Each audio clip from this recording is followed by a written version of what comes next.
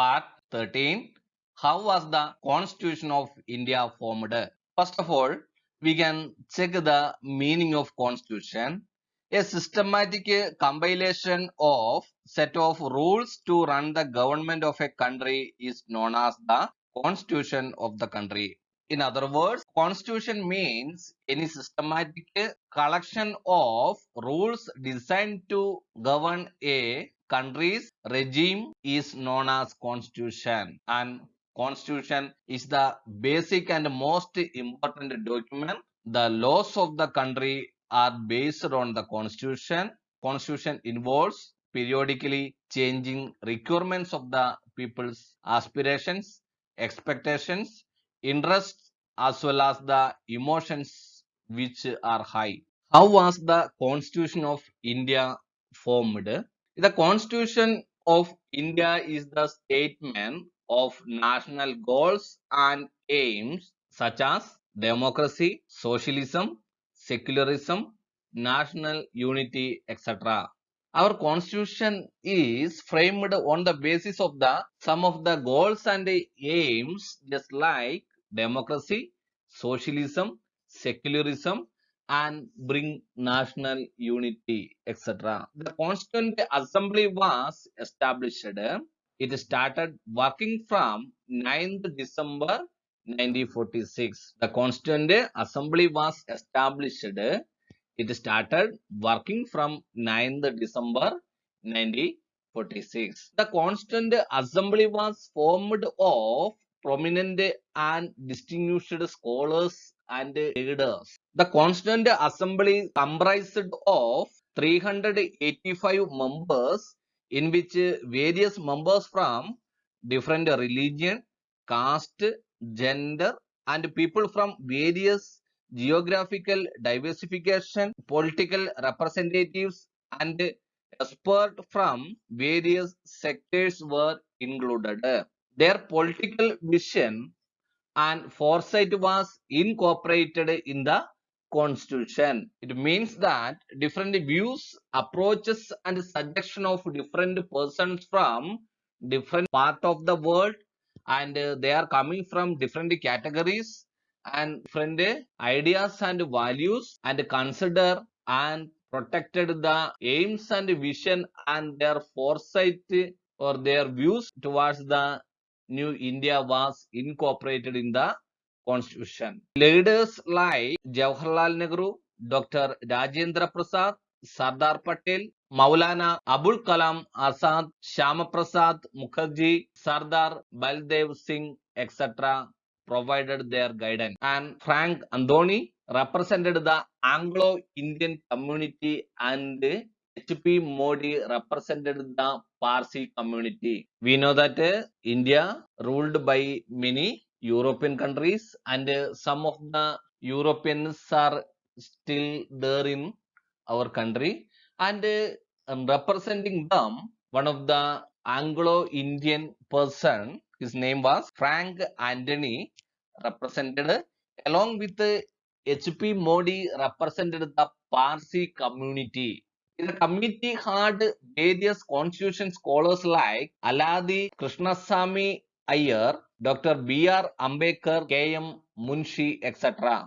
The committee had various constitution scholars, experts like Aladi Krishnasamy Iyer, Dr. B.R. Ambedkar, and K.M. Munshi, etc. are participated. There were female members like Sarojini Naidu, Vijayalakshmi Pandit, Dr. Rajendra Prasad was elected as the President of the Constituent Assembly. Dr. Rajendra Prasad was the President of the Constituent Assembly. A drafting committee was appointed to draft the constitution under the chairmanship of Dr. Bhimarao Ambedkar or Dr. B.R. Ambedkar, along with female members Sarojini Naidu and Vijayalakshmi Pandit. There were a number of subcommittees to take care of various aspects of the constitution. One main committee is there, and it's a various subcommittee to support the main committee, and they are studying and discuss about various matters, aspects of the constitution. The drafting committee, which was headed by Dr. B.R. Ambedkar, gave to the constitution its final shape. That is why Dr.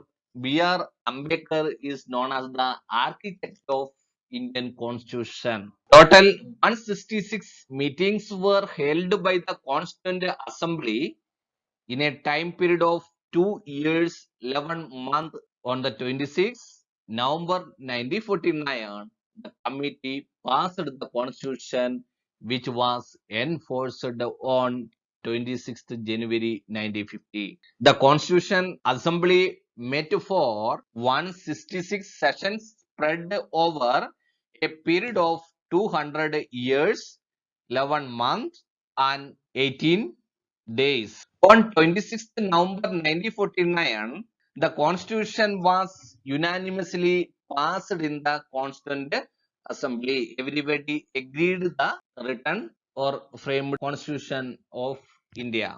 On 26th January 1950, Constitution of India came into existence and India was declared a republic nation. Thereafter, every year on 26th January, we celebrate Republic Day with national fervor. Timeline of formation of the Constitution of India.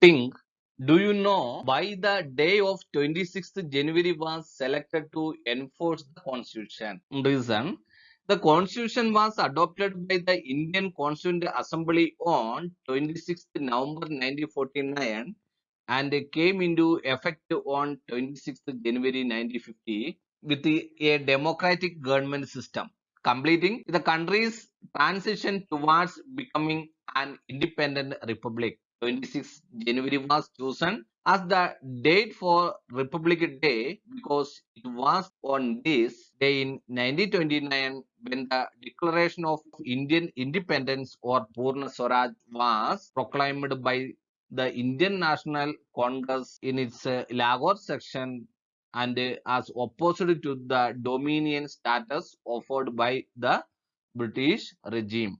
26th January was selected to enforce the constitution because in the Congress Conference of Lahore, which was held on 26th December 1929, the Congress passed the historical resolution of becoming the fight for getting complete Swaraj or complete independence for India.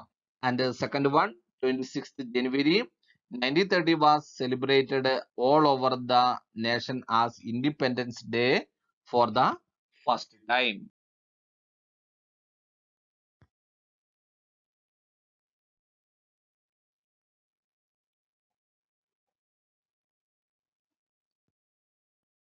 This page starting with two questions, which are they? Why do we need a constitution? And second one, what if there is no constitution? First, we can find the answer of why do we need a constitution. A constitution is necessary because of the following reason. It is an important law of the land or a country.